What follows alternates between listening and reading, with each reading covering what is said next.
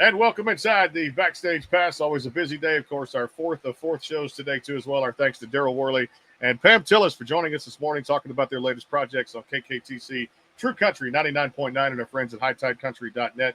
And, of course, out there, the Sports Guys Podcast.com, where you can check out all the shows out there, archived, too, as well. And, of course, Bailey Taylor for joining us. And she's always one of my show favorites here. And if we had to do it all over again and kind of shuffle up the interviews, she would have been first, probably on the docket as of today. But Tiffany Woys joins us here on the program. How you doing, my friend?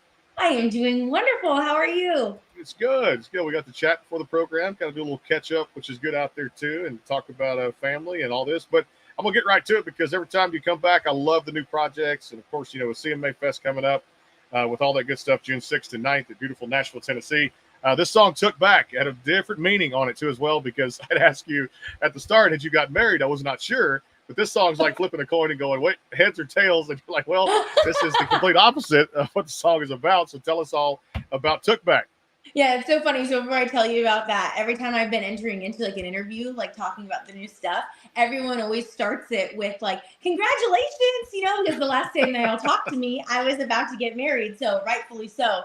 The new song Took Back is kind of the explaining what happened. Is I did not walk down the aisle. I almost did. So the original date was October 1st of, I believe, 2022. And that was when Hurricane Ian happened. So that kind of wiped out the wedding. So we had a new date set for 6 months later for April 14th. And 6 weeks before the wedding, he pulls out over a text message. Wow. And we had bought a house together. I'm still in it right now. And we haven't spoken since. And so Took Back, it was really coming from a place of me. This was like would have been my last conversation to him. So I wrote this with the intention of directly singing and talking to him, because I was never given the opportunity to have like that last heartfelt conversation.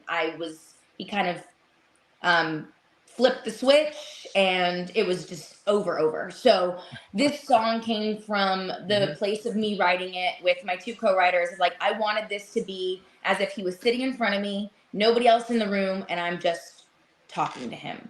And it was also came from the idea that the last kind of thing that he did to me that really like gut punch was, I want the ring back.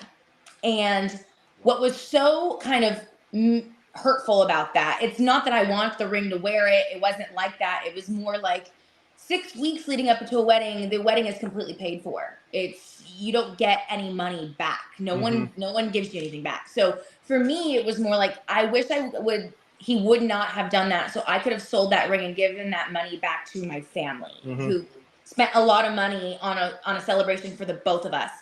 And the way engagement rings are funny. It's a weird thing. They're different per state. So in the state of California, it's a non-conditional gift. So if he were to have done that to me in California, I would have legally been able to keep the ring. In the state of Tennessee, it's a conditional gift. So on the condition that you do get married. And he made it very clear. He decided to basically say like, hey, the rules, the law of Tennessee, like I can basically take you to court, which I thought was even more wild to me, in the sense of who does that? He answered my question. Someone like him did that. And that was just crazy, because to me, the ring symbolized something. And I think the taking back of the ring, and what I say in the song, is it's so much more than a piece of jewelry. It's that ring, yes, while it's pretty to have on your hand and show off, it's more about, this symbolized love, time, respect, a promise, something. So when you take it away, that was kind of the last piece of taking away all of those things that I had romanticized and envisioned for my life. So to have all of that and what you envisioned for your life taken away in mere moments, in seconds, it's hard to catch your breath, because you're like, okay, this was everything I had planned in my head for my life, and now it's all gone. And then leading into the second verse of the song, once people hear it, I talk about a house. And I see the house similar to the idea of the ring.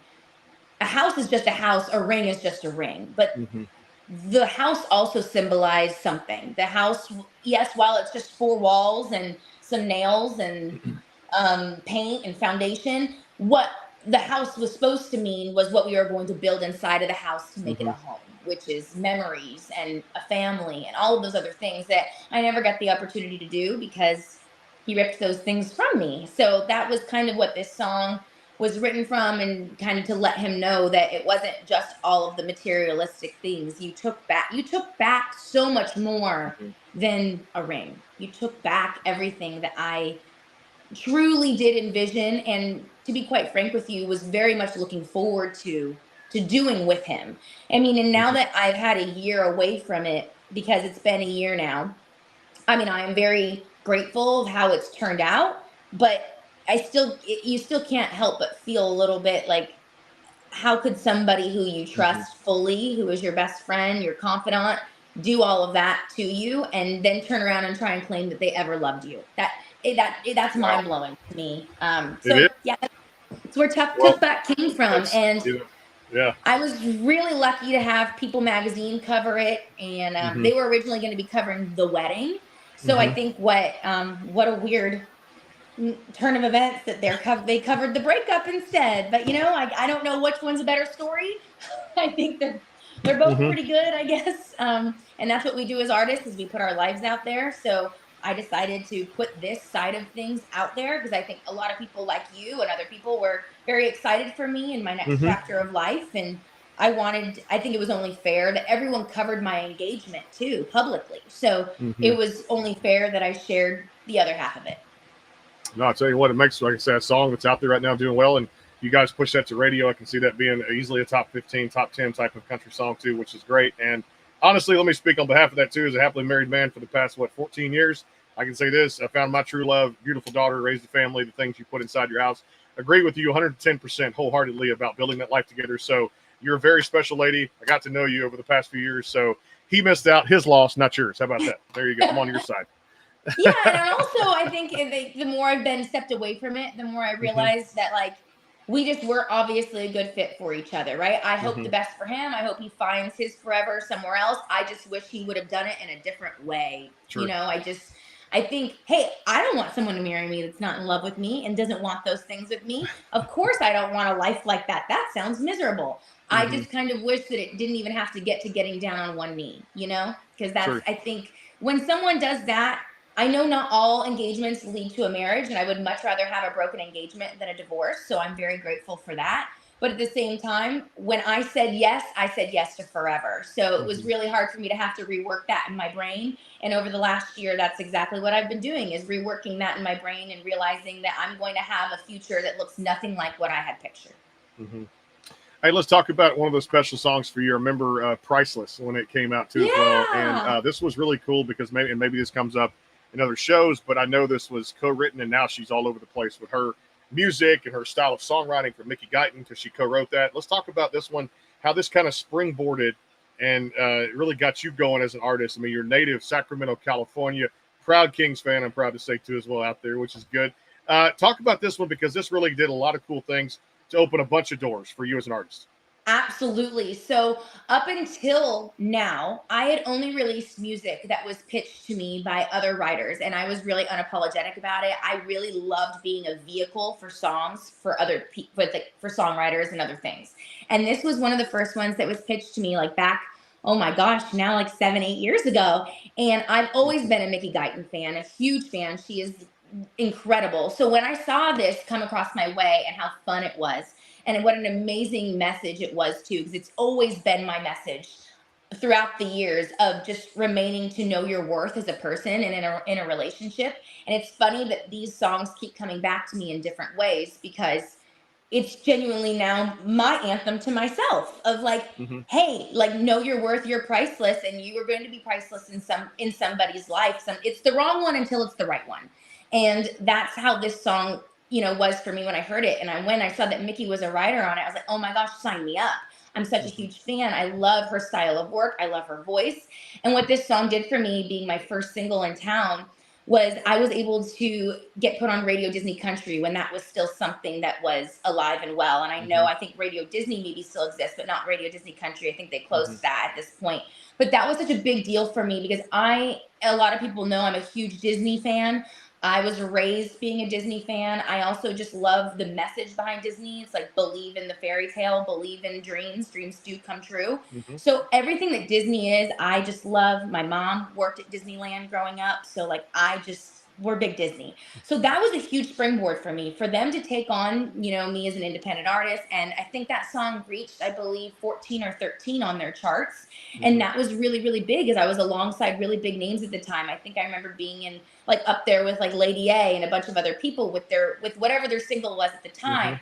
And that was so big for me, and starting to get the opportunities of, Next Women of Country and people who were adding those songs to their playlists and things that were like, I started to get seen. And I think what happened for me is getting that right off the bat was really cool. But at the same time, I think I placed myself into an area where I got myself thinking, this is it, right? This is going to be the thing that takes me all the way. And I allowed myself to romanticize that a little bit, but I am very glad I did, because it kept a fire under my butt. It made me excited.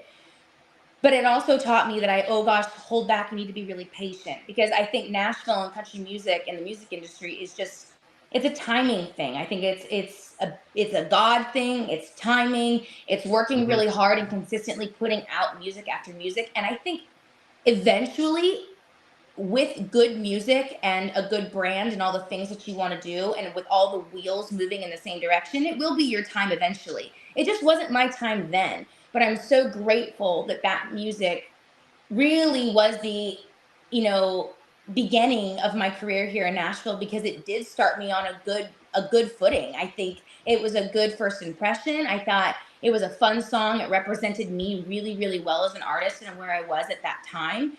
And I think if you look at my music over the years to now, you'll see the growth of me as an artist and where I've been. And now I'm writing my music. So it's just really interesting how, the path since that song until now. I love it too. And the catalog of songs out there too, we'll talk about today. Available for streaming. And make sure you guys go check her out to TiffanyWoys.com. And of course out there too as well across all the streaming platforms out there too. We're going to come back and talk about one that had a little attitude with it, I'm Your Woman, which came out back in February of this year too as well. That's one of my favorites out there. And of course, talk about CMA Fest 2024. We'll be there for the first time doing the radio show live at Fanfare X, the second floor in the media room up there too as well, having a good time. All the artists taking the stages, doing the meet and greets, and we got a list for you, no doubt. And we're still building that list as things keep, the submissions keep coming in over the next week or two. June 6th to 9th, all the information, CMAfest.com. And, of course, out there, too, the CMA Fest Connect app, brought to you by these sponsors out there, too, as well. More with Tiffany Woys. It is the Backstage Pass. Stay tuned for more. The Bangtail pour is comprised of a sweet corn mash base. The front has a subtle sweetness and not too sharp. It has notes of a medium char or white oak for a smoky flavor in the middle. And the tail has a super smooth and warm finish. The Caden Gordon Show, today's best country mix, is a 2-hour show playing independent and mainstream country music you know and love. Be sure to check it out at thecadengordonshow.com for more information on the show. Go behind the scenes with some of the biggest artists in music today with the Backstage Pass, powered by the SportsGuysPodcast.com. Join Brandon Morrill and his co-host Kirsty Krause as they talk to rising stars and legends about their music careers. Listen to their latest tracks and learn fun facts about the men and women behind the music you love. And be sure to tune into the Backstage Pass Monday through Friday from 3:30 to 6:30, powered by the SportsGuysPodcast.com. And welcome into the Backstage Pass. And, of course, happy Memorial Day weekend, everybody out there. If you're doing something on the water, make sure it's safe, too, as well. And always, wear those life jackets. And definitely, be with somebody who's a great lifeguard out there, too, as well. There'll be a lot of traffic, and I know it's one of the busiest travel weekends out there, too, as well. Tune into the Backstage Pass. Tune into some Tiffany Woys music out there, too, while you're at it. Take it with you on the road. Have some fun out there. Latest single, Took Back, across all the streaming platforms out there back here, KKTC, True Country 99.9. And our friends at HighTideCountry.net. And, of course, the next week, Mo Bandy and Struggle Jennings coming by here on the show, talking about some new projects and new music out there, too, as well. Of course, one of the big shows we're happy to be a part of, June 1st. We can't be there, but hope you guys We'll get some tickets out there. Full Circle Moments. They're offering a unique entertainment experience for music lovers, providing that live music entertainment that fosters faith, family, friends, and fun. June 1st, it's Mo Bandy, Wade Hayes, and the State Line Band at the Crockett House Beer Garden in Fredericksburg, Texas. Doors at 6:30.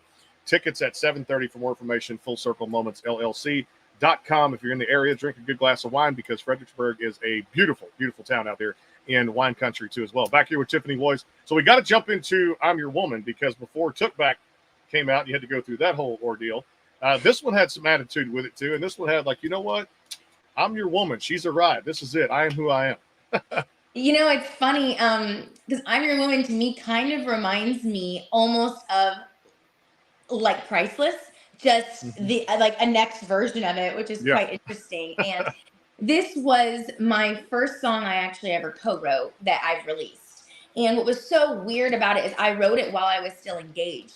And I thought, oh gosh, what a fun anthem for like other people, to remind them like who they are in a relationship. Like, this is who I am. I either take it or leave it, like, or I'm worth it kind of thing. And I did not realize that I was going to almost need that song just as much as I thought it would do for other people down the line. And then when all of this happened to me, I go, heck yeah, this is who I am as a woman. This is who I am in a relationship. I'm worth it for somebody. Somebody's going to want what I have to offer.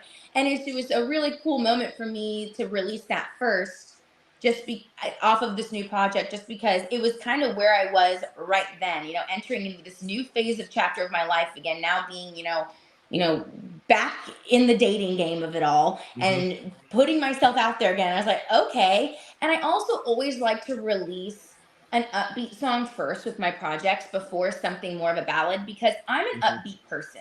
Whether I'm going through a really hard time or not, which I do like everybody else, overall, I'm a pretty optimistic person, especially when it comes to love. I can be heartbroken, but I'm still the girl that's going to say like, I'm not going to be down that long. I'm not even going to let me get down that long. Like, I'm not that person. Plus, I'm a whole soul believer in thinking that my life isn't going to come to me while I'm on my couch crying. I have to go to life. I have to go out there and grab what I want. Same with what I have to do in my business and music. You have to go grab what you want. It's not going to come to you. Opportunities don't just come knocking at your door. You have to go to them. So this is kind of like, I'm so glad I released this song first before Took Back, because I just felt like this song was going to tell you that, like, I'm still here. You haven't broken me. You haven't taken anything from me. I'm still the woman that I'm proud to be and that someone will want to be with. And then for Took Back to come second, it just felt very natural because I still wanted to share what I was going through and that more vulnerable side of me. So both are very important, but I'm just so glad I'm Your Woman was the first thing to introduce people to the project, and more importantly, introduce me as a songwriter, because I haven't done that yet. And what's been even more cool about this music is it's the music that I've gotten the most response with when it comes to people liking it. And I was not expecting that whatsoever, because this is kind of my first time putting out music that I'm a co-writer on. I thought that this nowhere near was going to be the stuff that people liked the most, and it is, which means, okay, maybe there is a space for me, and my voice is meant to be in this world as a co-writer. And I wasn't confident in that at first. I was like, I think what I'm going to do is write this music, co-write this music to kind of help me through what I was going through. And then I'm going to go back to allowing recording songs that are pitched to me, which I'm still planning on doing. There's 2 songs off the project that I didn't write, and I'm still passionate about being a vehicle for songs. But now I feel even more confident of myself as a co-writer and as a songwriter, because people are responding really well to it. And I'm just happy that there is a place for me in that community where I feel really empowered to be there, and that people want to hear my stories too, not just me singing other people's stories. Well, I've been a Tiffany Woys fan ever since we met, and I've said that on the show, that you hear it lyrically in your songs, the way it's storytelling. So I'm not surprised that it transferred over to the songwriting side and the co-writes and things like that, because I always loved the songs, and I knew if you ever were to go that route and start penning your own stuff too out there and putting the lyrics on paper, as good as they were for songs that were pitched from other people, I was a huge fan of yours back in the first day we met. So it's just a beautiful story how it's kind of come full circle. And part of it was, even before that, I went back to the All About Love EP, which I think is the last time we probably talked. It's just been a minute or two. I Don't Want You Back, and of course, Own This Town. A couple of my favorites on there. Probably Wouldn't Be This Way was another one that I enjoyed for All About Love. Hit on some of the highlights on that particular record for those 6 songs. Yeah, I think I Don't Want You Back. So what's very ironic and very weird and very foreshadowing, I released I Don't Want You Back. One, I've released a lot of music that was co-written by a songwriter who is my absolute favorite in town. Her name is Sarah Hayes. She just kind of understood me without really knowing me, and everything she wrote fit the brand, my sound, everything that I wanted to do as an artist. So that was one of the songs that she had co-written. But what was so weird about the foreshadowing of me releasing that song is I released that song on behalf of my sister. So my sister also was engaged, and the wedding never took place. So very, very weird and very not common for 2 sisters to go through this, and so oddly similar in a similar way. So I, at the time, was just then getting engaged, and I'm watching my sister fall apart at the cracks. And this song came across, my team and I go, oh my gosh, I played it for my sister. She started crying. She's like, this feels like my story. And I said, I think that's what I want to do with this song. I want it to be a vehicle for telling my sister's story. I then released a music video for that song.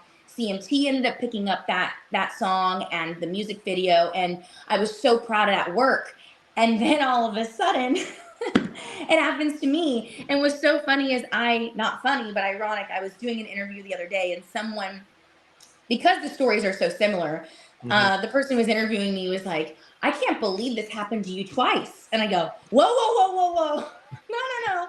I wasn't engaged twice. This didn't happen to me twice. Oh my gosh, no. This just oddly enough happened to my sister right before me, and then it happened to me too.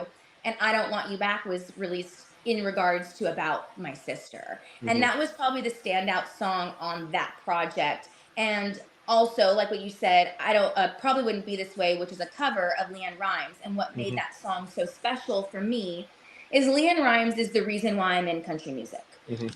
She is hands down the voice that really inspired me to enter into this genre. And it was the first song that I ever went into like a little home studio and recorded with it was like a karaoke version of the song, and I recorded my vocals on top of it. It was my first really experience, being in a little studio, trying it out. And I forgot how old I was. I was pretty young. I think I was 16.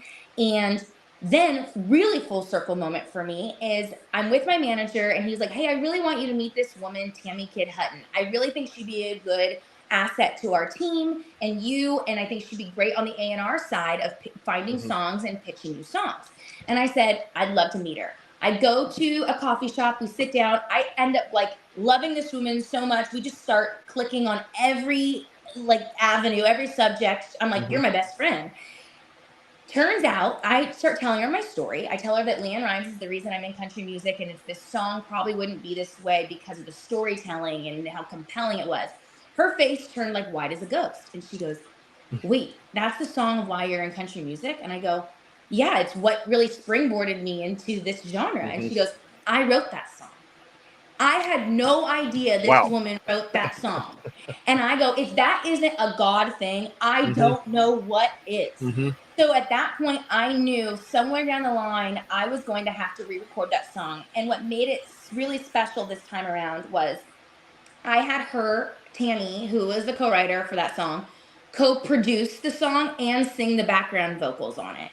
And I thought that it was just really special for her to be able to watch her first baby, which was her first #1 at radio, come to life again. And she got to be hands-on with it, which was really important for me. And I wish more artists, I don't know how feasible it actually is, but I really do wish more artists had the writers in the studio with them and kind of let them have a piece of the magic of making it come to life.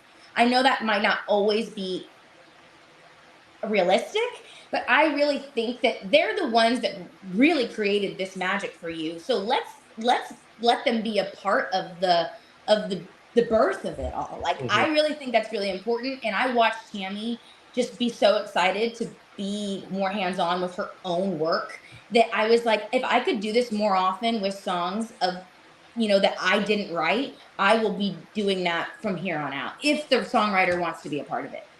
That's the beautiful thing too as well. I think that's a very valid point, that I wish I could be in the room, bring something to it, especially just the songwriter is such a huge important aspect to bring that song to life too at the same time. And that's where a lot of it is. I remember George Strait, one of his old sayings was, my successful career was recording songs that I didn't write that somebody else wrote, but it was like the collaborations he had with the Dean Dillons and all the great people that made the big hits out there too as well were huge. And I think the songwriter is a huge aspect of what country music is all about too as well, whether you write it yourself or co-write it, or like I said, they're able to just take full credit for it, and the artist can bring it to life, no doubt about it, and turn it into a big hit. Or it's a song that just resonates with somebody and it's not a top 10 at radio. Yeah. Some are meant to be and some are not too, which is out there. But your music has gotten, I hope you guys push this, because this took back thing, this is being that genuine story, if you will, and having to go through that experience will make some people who've been there before feel this. So if there's a push to radio coming soon, this is really good. And there's a music video out there too for it.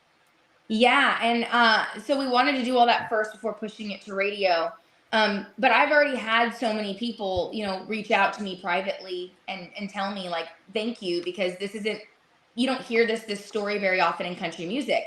And I know I think you interviewed her recently, but what was so interesting is the reason why I wrote all this music was because when I was going through this, like everybody else, I'm a listener of music. So I like to turn to music to help me feel less alone.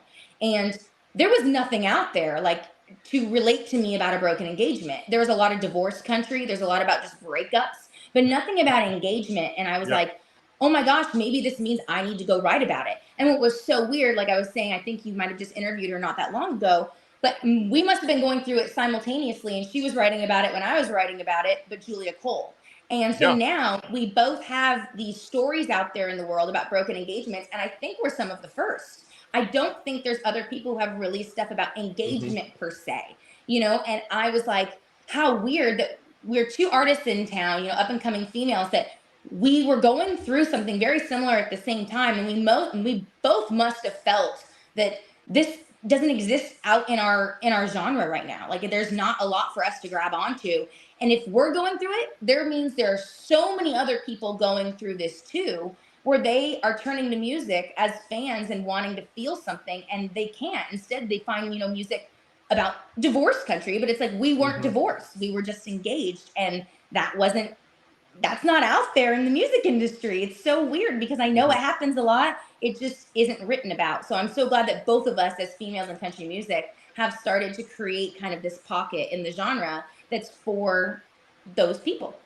No doubt, too. That's like weird that you said right there, ironic, that the broken engagements, too, not a lot of songs out there that are doing that. And yeah, we had her on a couple of weeks ago here on the Backstage Pass, and of course she'll be at CMA Fest, and we'll hope to catch up with her there. But Julia Cole, fantastic artist out there, just like yourself, emerging, just those rising country artists that you catch out there. And tremendous EP she just put out there, too, as well. Yeah, and it's so good. Songs we're talking about. It's really good. No, and I'm like you, I'm a fan of other artists and a fan of just the industry, immersed in it now too in the music business, and I love it, and just love listening to all different styles and genres of music out there too, because we're in that creative arts industry, and the more creative we can be, the better things are going to be for the long run too. We got to take a time out, because if not, Tiffany and I would just keep talking. That's what I get paid to do. So we just kind of fill up an hour if we could, but I don't have that kind of time today too, with it being Memorial Day weekend and CMA Fest coming up. 7 stages, guys. If you can't go there, we're going to make you feel like you're there, because we're going to have the radio show out there too, KKTC True Country 99.9 in Towson, up into Colorado, and hightidecountry.net. Again, if you can be there, you might want to, if you had booked a hotel, I guess you might out of luck, but still some may be on the outskirts of town there too, CMAfest.com and CMA Fest Connect app. Download it, check out the lineups and schedules of all the great artists out there. We'll be inside Fanfare doing all the things in the stages, and of course out there, the media room on the second floor of the Music City Center, all made possible by these sponsors. More to come. Final segment with Tiffany Woys. We're also going to talk about a song saying you think you know somebody. That's coming up next here on the Backstage Pass here, presented by theCadenGordonShow.com, today's best country mix, and our friends at Bangtail Whiskey. Coming right back. Stay tuned. The Bangtail pour is comprised of a sweet corn mash base. The front has a subtle sweetness and not too sharp. It has notes of a medium char or white oak for a smoky flavor in the middle, and the tail has a super smooth and warm finish. The Caden Gordon Show is a 2-hour show playing the best in country music. So check it out at thecadengordonshow.com. Again, that is thecadengordonshow.com. Go behind the scenes with some of the biggest artists in music today with the Backstage Pass, powered by the SportsGuysPodcast.com. Join Brandon Morrill and his co-host Kirsty Krause as they talk to rising stars and legends about their music careers. Listen to their latest tracks and learn fun facts about the men and women behind the music you love. And be sure to tune into the Backstage Pass Monday through Friday from 3:30 to 6:30, powered by the SportsGuysPodcast.com. And welcome into the Backstage Pass. Of course, coming up Saturday, June 1st, our friends at Full Circle Moments, LLC, offering that unique entertainment experience. Music lovers out there, man, live music entertainment, fostering that faith, family, friends, and fun. Make sure you check it out at the Crocodile's Beer Garden in Fredericksburg, Texas. If you're in the area, check out for ticket information and show information. It's Wade Hayes, the State Line Band, and our good friend out there, too, as well. Mo Bandy, he'll be on the show to talk about it coming up next week. Mo's a Texas legend down here, too, and, of course, put out some of the biggest songs in country music history to talk about that. Full Circle Moments, LLC.com, and Mo talks about that next week here on the show. Wade Hayes had some other obligations. We've had him on a couple of times before, but we'll get in touch with him, and hopefully we'll be able to get you guys to that show. Check it out, Full Circle Moments, LLC.com for the ticket information. Doors at 6:30, show starts at 7:30. Jody Dominguez will also be by from the State Line Band coming up next week, and Struggle Jennings, also John Barry coming by. So pretty good week next week before we head out to Nashville for CMA Fest 2024. Back here with Tiffany Woys. So we got to talk about, man, these songs are just hit right to the core. It's there after what you've gone through, no doubt, these broken things, but you think you know somebody. When that came out last summer, it did real well for you too. Yeah, so that's actually a cover, and that's right, it was, yes. Yeah, it's a Hunter Hayes song, and I was so lucky enough to interview him right before for my podcast, right before I released the song, and he was like, "Wait, you're releasing that song? Like, why?" And I was, because at that time we had pretty much just broken up, me and the ex-fiance, and I was not sure if I was going to release music dedicated to this. I really wasn't sure what I was going to do, because we were in the era of, like, Kelsey had just released that entire Rolling Out the Welcome Mat project. I just really wasn't sure if I wanted to enter into the space of this, like, anti-marriage thing. I wasn't sure what I wanted to do, okay, and how I wanted to say it. And I was like, gosh, is this market kind of a little oversaturated right now? You know, you had a lot of Carly Pierce's stuff and then into Kelsey stuff, and I just wasn't sure if I wanted to enter into that or how I wanted to do it. So I thought, okay, maybe what I'm going to do is just release one song that relates to me, that I feel to the core, feels like my story a little bit, and then be done with it. And then, like, never talk about it again, and we'll just pretend like it never happened. So that was really kind of my intention. And I released the song, and I was like, hey, maybe this is just wipe my hands clean. Now I'm just going to go back to releasing what I wanted. That just felt super inauthentic to me and, like, not good. So that's when I started getting into the writing rooms and starting to write my own story. Because I was like, you know what? I want to say my own words. I want my own thing out there about this. But it was really fun to record If You Think You Know Somebody. I have always been a fan of Hunter. I've always been a fan of his music. I've loved that song for a really long time. And it felt right. It was like, you really think you know somebody until you don't. And then all of a sudden they're a complete stranger to you and you have no idea. And what made it really cool was that I was able to sit down with him and, like, off the air and kind of talk to him about it and share my story with him. And he goes, you what? And I go, yeah. And he goes, well, I'm glad you re-recorded it. He's like, I'm kind of sorry for the circumstances. And I'm like, yeah. And I was like, but it's the only song at the time that I felt like I was really relating to and feeling like, yeah, this is what I'm going through right now.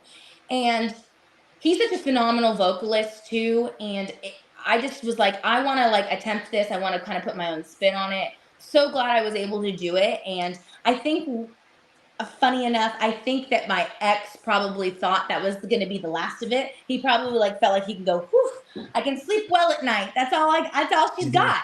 And no, it wasn't all I got. I had way more up my sleeve, and there's more on the project to be heard about it.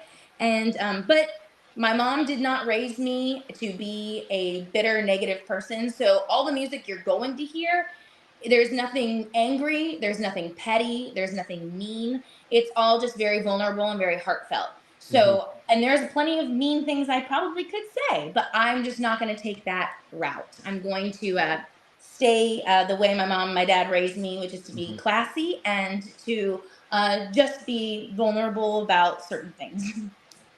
No doubt, too. Like I said, you're one of the best at delivering those vocals and those lyrics out there, too. I love it from the songs. It just really connects with me and a lot of the audience out there, too, as well. I know 2024 is going to be great for you for the rest of the year. All right, let's have a little fun with a couple of things here. The podcast, I've listened to it. I love it. Tell everybody about this, where they can find it, too, because from one podcast individual to another who are great hosts out there and good at what they do, you're a great interviewer, too, at the same time, and you're a great interviewee. So tell everybody where they can find it, too. And you talk to a lot of great artists in the industry and songwriters. Thank you. Yeah, so we are kind of on a hiatus right now. We're revamping it completely. We've just signed on with a new production company. So it's going to come back bigger and better than ever, which I'm very excited about. I think all of these episodes I've released so far, which this show is called What's Mine Is Yours. And it really kind of was born from the idea of wanting to interview songwriters, finally giving the mic to people. Like we're taking the mic away from the artist and putting it on the songwriter and saying, like, it's your time to shine. I want to hear you, not just the stories behind the songs, but what this has really developed into is about the music industry itself. I want their take on what's going on. Do they like it? Do they not like it? What would they change? What do they love that's new? And I want them to be vulnerable. I want them to be honest. I want them to feel safe too, more so than ever. I think you understand, as a podcast host, the most important thing you can do for your guests is to make them feel safe, and where they, it's not a gotcha moment or a aha moment, but if they feel they want to share something, it's an open mic for them to do whatever they want with. And I feel very, very good about that. What I realized I love so much is I am being interviewed all the time, and I love to talk about my story and whatnot, but this has been really awesome to be the other person on the other side. I really do actually love being the one to ask questions. And it's made me a better listener. It's just made me all around, I think, just a better artist, even in an interview with you, while you're asking me the questions. It's just made me all around more well-rounded. I couldn't be more grateful for what this podcast has done for me all around. But more importantly, I love what it's doing for the community of songwriters. I hate kind of going online and watching everybody wave this flag that they're supporting of the songwriter, and like, oh, they're so, freaked out that this is the community treats them so poorly, or this is happening to them. And I go, okay, that's great, you're saying that, but what are you going to do about it? Like, I want you to put your money where your mouth is. Like, if you're so upset about how the songwriters are being treated, what are you going to do about it to be even a small footprint in helping them? And this was my small footprint. And I really hope that this really does eventually take off in the way that I think it deserves, more so than my music. I think that this podcast deserves to really be seen everywhere, just because it's shining a light on what is the backbone of this community, and it's the songwriter. And that means something so much to me, more than people even realize. It was really my way to become a part of the community without actually being a part of the community. And that was my kind of entry into being able to sit down and talk to these people and really understand, like, what's going on with them and how they feel about everything, on top of hearing the really fun stories behind the songs. Everyone likes to hear that, but that is being done. So it's not like that's a unique story, to be honest.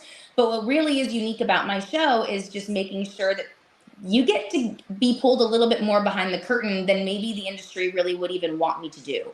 And I've got nothing to lose. And I kind of feel like it's about time that the audience gets to be peeked behind the curtain a little bit more and see what this industry is all about, the good, the bad, the ugly.